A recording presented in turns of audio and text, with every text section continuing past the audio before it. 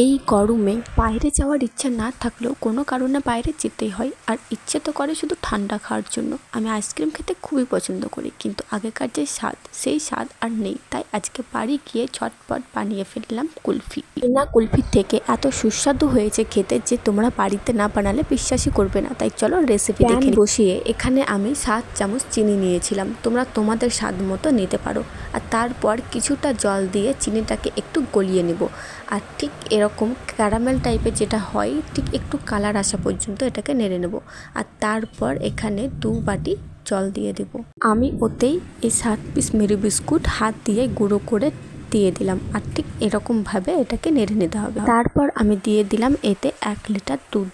ভালোভাবে মিক্স করে এটা বলক উঠে গেলে এতে দিয়ে দিয়েছিলাম আমি এলাচ আর কিছু বাদাম কুচি। তোমরা এখানে তোমাদের ইচ্ছে মতো জিনিস দিতে পারো। এখন শুধু হাই আছে দিয়ে এটাকে শুধু সময় ক্ষেত্রে নেড়ে নেব।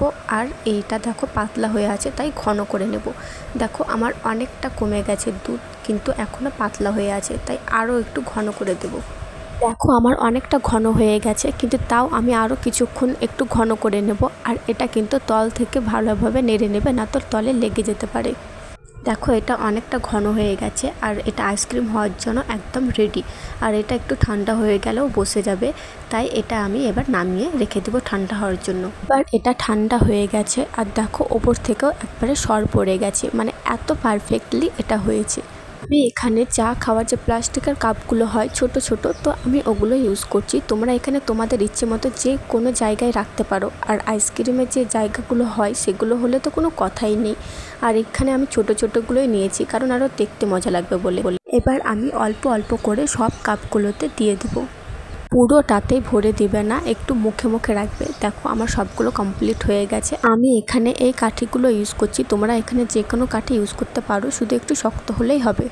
এবার আমি আইসক্রিমের সমস্ত কাঠিগুলো একে একে দিয়ে দেব।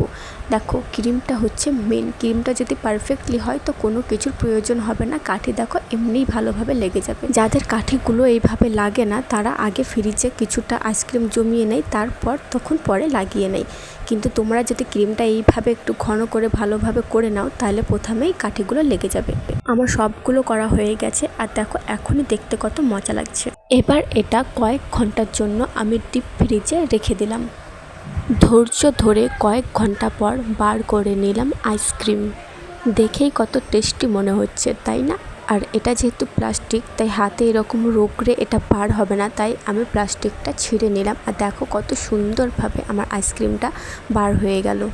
এই গরমে তোমরা যে আইসক্রিম ঠান্ডা কুলফি কিনে খাও, বাড়িতে একবার হলেও আমার এই রেসিপিটা করে দেখো, তোমরা কেনা কুলফি ভুলেই যাবে। কারণ তার থেকেও অনেক সুস্বাদু হয়েছিল আমার এই কুলফিটা। আমার এই রেসিপি দেখে যদি সত্যিই তোমাদের কুলফি ভালো হয়ে থাকে, তাহলে ঘুরে এসে অবশ্যই লাইক দিয়ে যাবে। আজকের মতো এখানে।